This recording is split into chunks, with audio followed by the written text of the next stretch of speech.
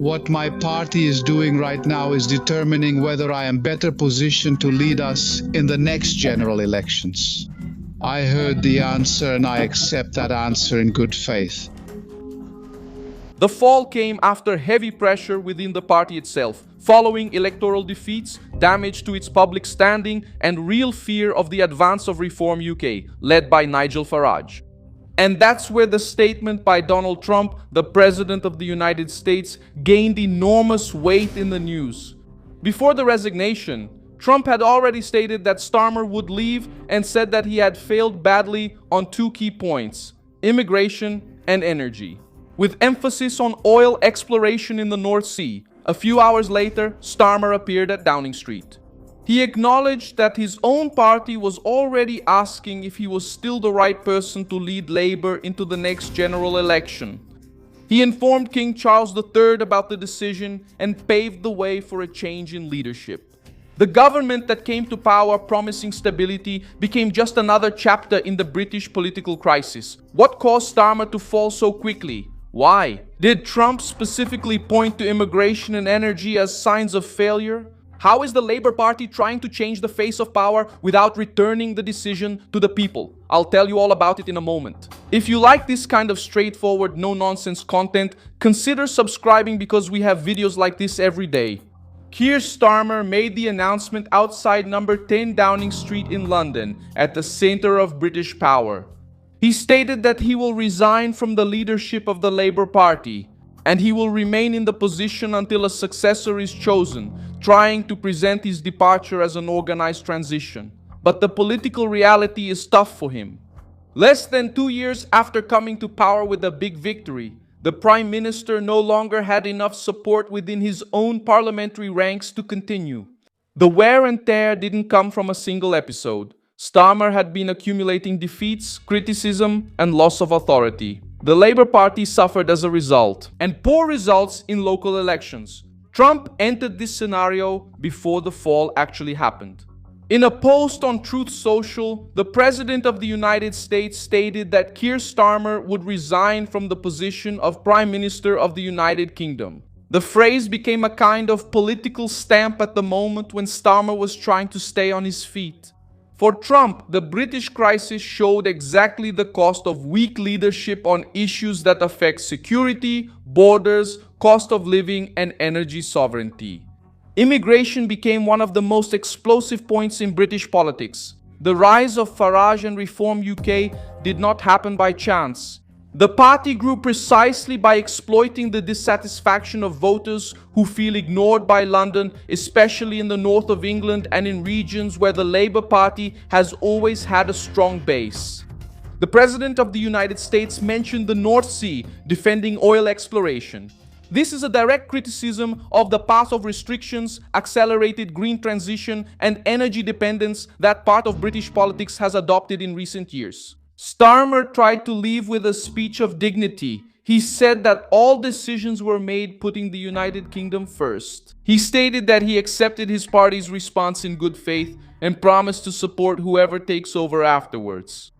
He also said that the nomination process for the new leadership will open on July 9 and should put a new leader in charge before Parliament returns in September, in case there is a contest. If there is no real competition, the change may happen earlier, still in July. The most important gesture was the communication to King Charles III. In the British parliamentary system, the Prime Minister is not chosen directly by the voter as in a presidential election. The party leader with a House of Commons majority forms the government. The change doesn't happen because the government is comfortable. The change happens because the pressure became unsustainable. Starmer promised stability, but ends up delivering more instability to a political system that has already seen several prime ministers fall in just a few years. He argues that the United Kingdom cannot continue to be governed by internal party changes without the voters being called to decide.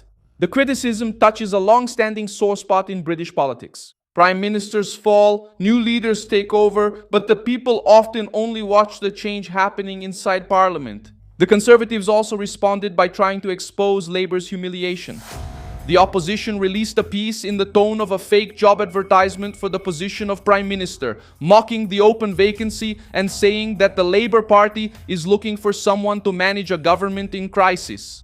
The provocation targeted Starmer's weakness, Burnham's race, and the sense that the government lost its way in a short time. The conservative irony also hit sensitive points: loan costs, defense, taxes, public spending, and management crisis. Even with the Conservatives still carrying the wear and tear of previous years, Starmer's resignation gave them a chance to react. The argument used is that the Labour Party promised competence and delivered political chaos. The European Union was also affected by the crisis. After the resignation announcement, Brussels began to reconsider holding a summit with the United Kingdom scheduled for July. The relationship between the United Kingdom and the European Union had been one of the areas where Starmer was trying to show diplomatic rebuilding. But his departure raises doubts about the pace of this rapprochement and about what Burnham would do in power. This point is important because part of the British right views any move toward getting too close to the European Union with suspicion. For voters who supported Brexit in 2016, the idea of London fitting back into Brussels' plans sounds like a loss of sovereignty. Starmer was already accused by critics of bringing the United Kingdom too close to the European Union. Burnham, if he takes over, is expected to face the same pressure. Within the British nationalist camp, separate rifts have also emerged. The Restore Britain movement appeared divided after statements by Rupert Lowe and comments by Charlie Downes about immigration and the European Union. Lowe tried to distance the party from ethno-nationalist groups and said he supports controlled immigration, not a position against all immigration. The news also reported reactions from leaders, international leaders, and political figures who tried to address Starmer's departure with diplomatic praise. Ursula von der Leyen thanked him for his role in European and Ukrainian security. Labour leaders praised his career, recalling the 2024 victory and the rebuilding of the party after previous defeats. But these praises do not erase the central fact. The fall exposes a huge contradiction. The Labour Party came to power promising stability. Now, less than 2 years later, the United Kingdom sees yet another change of Prime Minister. Trump had already labeled the crisis as a failure in immigration and energy. The European Union is recalculating its agenda. The Conservatives are trying to turn the vacancy into a public humiliation. And the United Kingdom enters yet another power struggle without the voter being immediately called to decide the future of the government. The scene now is one of transition, pressure, and dispute. Starmer remains for a few more weeks as interim prime minister, but the political power has already shifted elsewhere. I'm Milson Alves, an international affairs specialist, and my goal is to bring you the truth every day and keep you well informed. The news links are in the video description. Leave a like on this video, subscribe to the channel, and at the end, check out the comments so you can be even more engaged with the Milson Alves community.